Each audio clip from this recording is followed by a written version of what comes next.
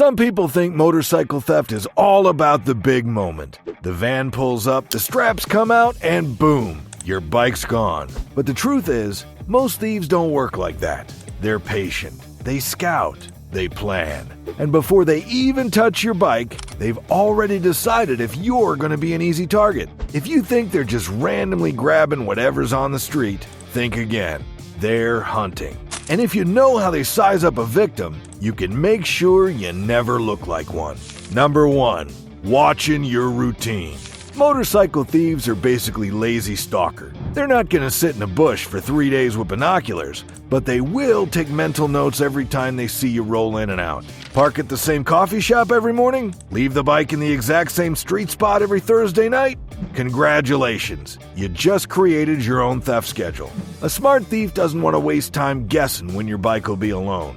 They want certainty, so they watch. They notice you get to work at 8:15 and leave at 5. They notice the Tuesday night meetup you always ride to. They notice that on weekends, your bike magically appears in front of your apartment building for 6 straight hours. Once they know your routine, they don't even have to rush. They'll plan their grab for the exact window you're inside watching TV or talking to your friends, completely oblivious. That's why mixing it up, even just occasionally, is one of the easiest ways to make their life harder. Because nothing makes a thief hesitate more than uncertainty. And you never want to be the guy whose stolen bike was taken right on schedule. Number 2. Noting your security habits. Thieves love patterns. And nothing screams steal me like inconsistent security. They're not just watching where you park, they're watching how you park. Do you always chain the rear wheel? Do you sometimes skip the cover because you're just running inside for a minute? Did you decide one day that the steering lock was probably enough? Here's the thing. They notice every lazy moment. And the second they see you skip your usual lockup routine once, they know that's their golden opportunity. A bike that's normally a 3-minute job to steal suddenly becomes a 30-second grab. Even worse, your security might already be giving them information. If they see you using a cheap cable lock from the bargain bin, they know they can cut through it like string. If they hear your alarm go off in the wind and watch you ignore it, they know it's just background noise to you, and it will be to everyone else too. Consistent, visible, quality security sends a message. Stealing this bike will take time, noise, and tools. Inconsistent, half-baked security sends a different one. Just wait until I'm lazy again. And thieves have all the patience in the world. Number 3. Check in for steering lock use. For a thief, spotting an unlocked steering column is like finding a front door left wide open. It's one of the quickest tells they look for, and they can see it from across the street. If your bars are straight and there's no resistance when they give it a little nudge, that's basically an engraved invitation. Even with the steering locked, it's not an impenetrable defense. Experienced thieves can break one in seconds with the right force. But here's the key difference. A locked steering column means they have to make noise, use tools, and take more time. And in the theft game, extra seconds are a risk. When you skip the lock entirely, all that risk vanishes. They can roll your bike onto a truck, push it down the street, or even ride it away if they hotwire it on the spot. It's such a small, quick habit that a lot of riders forget, especially if they're just stopping in for coffee or parking somewhere they think is safe. But thieves make a living by counting on the exact moment of laziness. To them, an unlocked steering column means no awkward dragging, no suspicious struggling, just smooth, silent theft. Number 4. Testing the bike's mobility at night. Before a thief commits to stealing a bike, they often run a little test drive without the drive part. Late at night or in a quiet moment, they'll walk up, give the handlebars a subtle push, and see how easily the bike moves. If it rolls freely, they know there's no disc lock, chain, or immobilizer in play. Sometimes they'll even give the suspension a quick bounce to see if the kickstand is stable or if the bike could be tipped and loaded fast. If you ever found your bike slightly out of position in the morning and blamed it on the wind or a clumsy pedestrian, there's a good chance someone was sizing it up. This mobility test is low risk for them. Takes seconds, doesn't leave obvious marks, and if they get caught, they can pretend they were just looking or thought it was their friend's bike. Meanwhile, they've learned exactly how much resistance they'll face when the real theft happens. If they feel no security resistance during this test, they'll plan the job for a time when nobody's around, because they already know they can roll it straight onto a van or push it down the street without a fight. Number 5. Following you home. One of the boldest and most effective tactics a motorcycle thief can use is simply tailing you. You're riding through town, enjoying the day, completely unaware that the guy in the nondescript sedan 3 cars back isn't just another commuter. He's clocking your every turn, waiting to see where you stash your bike when you're done. This is especially common after they spot a bike in a public place that looks worth stealing. Something rare, expensive, or obviously well-maintained. Instead of trying to take it on the spot, which might draw attention, they'll let you lead them straight to your most vulnerable parking spot, your home. Once they know your address, they can return at 3 a.m. with the right tools, a van, and no rush. The danger here is that at home, most riders let their guard down. Maybe you don't lock it every night. Maybe your garage is easy to crack. And since they know you're probably asleep inside, they can work quietly and without interruption. A single ride can unknowingly turn into a breadcrumb trail straight to your door, and once they followed it, they know exactly where their next payday's parked. Number 6. Looking for garage access points. A locked garage might feel like a fortress. Thieves know better. They're not just looking at the door where you roll your bike in. They're scanning every possible weak spot. A half-open garage door left to air out in summer, a side door with a cheap lock, or even a flimsy wooden gate around the back can all be their way in. Some thieves even watch for keypad entry codes. If you type it in while they're parked nearby, they might catch the whole sequence in their rearview mirror, or snap a quick photo from a distance. In apartment complexes or shared garages, they might lurk until someone else opens the gate, then slip in before it closes. It's not always brute force. They'll often look for the easiest, quietest access. A rotted hinge, a cracked window, a loose panel. Any little weakness can be exploited. And if they're patient enough to watch for patterns, they'll pick the moment when you've left it open for just a minute while doing something else. To them, your garage isn't a security barrier. It's just a puzzle. And the more shortcuts you give them, the faster they'll solve it. Number 7. Studying security camera footage. A security camera is only a deterrent if it actually sees what matters. Thieves know this, and they'll take their time figuring out exactly where your cameras point, what angles they miss, and how to approach without being recorded. If the camera's too high, it might only catch the top of their hat.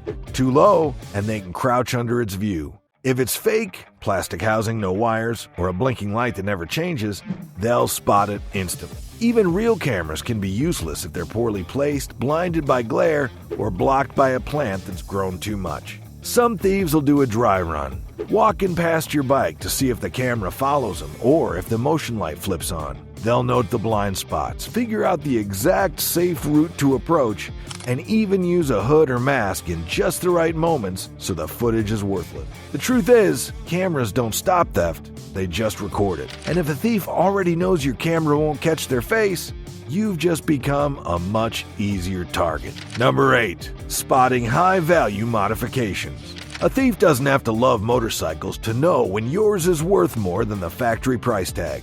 Loud aftermarket exhaust, rare custom fairings, expensive luggage racks. To you, it's personality. To them, it's extra profit. The thing is, bikes with obvious upgrades stand out like a neon sign.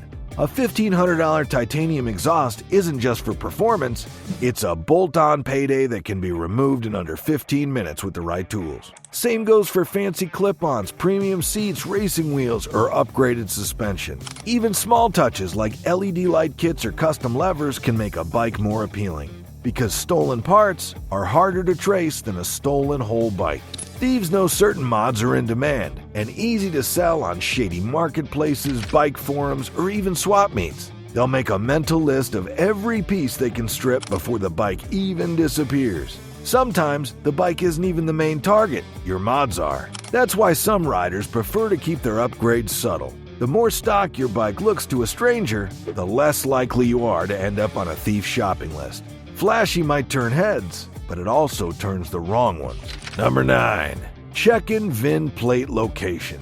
A motorcycle's VIN, vehicle identification number, is like its fingerprint. It's what ties it to you in the eyes of the law. But thieves know that once the VIN is gone, your bike becomes a lot harder to trace. That's why they scope out where it's stamped before they ever make a move. On most bikes, the VIN is easy to spot. It's usually etched on the steering head or frame. If it's exposed, they know exactly where to grind, file, or even replace it with a fake plate after stealing the bike. This isn't something they figure out in the heat of the moment. They plan it. They walk by, lean in just to look, maybe pretend they're admiring the handlebars, all while noting exactly how accessible that plate is. In some cases, they'll even snap a quick photo of it. Why? Because shady dealers or fake registration services can use that VIN to create forged paperwork, making a stolen bike completely legit. The less obvious your VIN location, or the more you obscure it when parked, the better. You can't exactly hide it permanently, but making a thief work harder to find it can sometimes be enough to make a move on to an easier target. Number 10. Photographing license plates. To most riders, a license plate is just a boring chunk of metal you renew every year. To a thief, it's a golden ticket. With a clear photo of your plate, they can dig up your home address through shady contacts, corrupt DMV workers, or black market data brokers. And once they know where you live, they don't have to risk stealing your bike in public. They can just come to your doorstep. The worst part? This doesn't even take skill. A thief can walk by, pretend to be texting, aim their phone, and have your plate saved forever in 2 seconds. Some do it while sitting in a car parked behind you. Others pull it from photos you post online. So that cool shot of your bike on Instagram could be an open invitation if you don't blur the plate. The trick is all about intelligence gathering. They're not trying to steal your bike right now. They're setting up the conditions to do it later, when you're not around, when the street is dark, and when they can take their time. If you can, angle your bike when parking to make the plate harder to capture, or at least cover it when taking public photos. Number 11. Observing cover use. A lot of riders think a bike cover is just for keeping the rain off or protecting the paint from sun damage. But in the eyes of a thief, it's more than that. It's a shield that hides the make, model, and any custom parts. If they can't see what's underneath, they can't instantly decide if it's worth the risk to steal. Leaving your bike uncovered in public is like leaving a luxury watch in a display case with no glass. Everyone can see exactly what's inside, and someone will eventually try to take it. Covers force thieves to either lift it to peek, which looks suspicious, or just move on to an easier target. The problem is, some riders only use covers at home and skip it when parking in public because it's just for a minute. That's when the thief gets all the information they need, the brand, the value, and any expensive upgrades. And once they've seen it, they can come back later, cover or no cover. A basic lockable cover is cheap insurance. Not only does it add a small layer of hassle for a thief, but it also keeps your bike off their mental shopping list in the first place. Number 12. Assessing weight and size. Before a thief ever makes a move, they're sizing up your bike like a couple of guys checking if they can carry a couch without throwing their backs out. Weight and size matter, because the fastest way to steal a bike isn't always to start it, it's to lift it. 2 or 3 people with a van can load up a sport bike in under 20 seconds if it's light enough. They're looking at the seat height, the type of handlebars, and the general bulk. A big touring Harley? Probably too heavy and awkward for a quick lift unless they got specialized gear. A slim 300cc sport bike or dirt bike? Practically featherweight by comparison.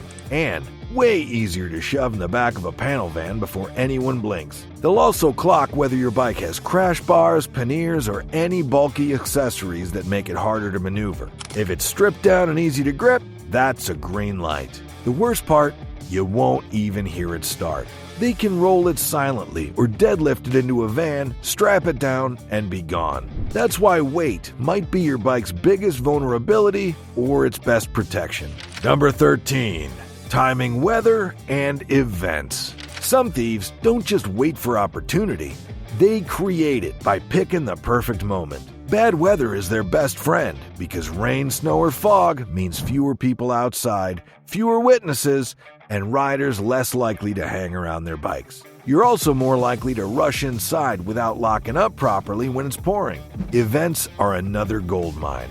Big rallies, concerts, or sporting events can mean hundreds of bikes parked in one area, and not every owner is careful. A crowded lot makes it easy to blend in while checking out bikes, and the noise from the event covers any suspicious sounds. They might even wait till the very end of an event when people are tired, distracted, and heading out in waves, because a missing bike won't be noticed until everyone's already gone.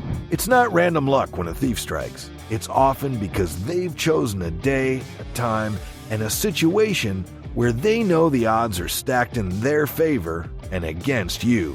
Locking your bike isn't just about stopping a thief in the moment. It's about making sure they never even want to try. Most of these tactics happen long before anyone touches your bike, which means the best defense is killing their interest before it starts. Change your parking spots, break your routine, make your security obvious and inconvenient to beat. Because here's the ugly truth.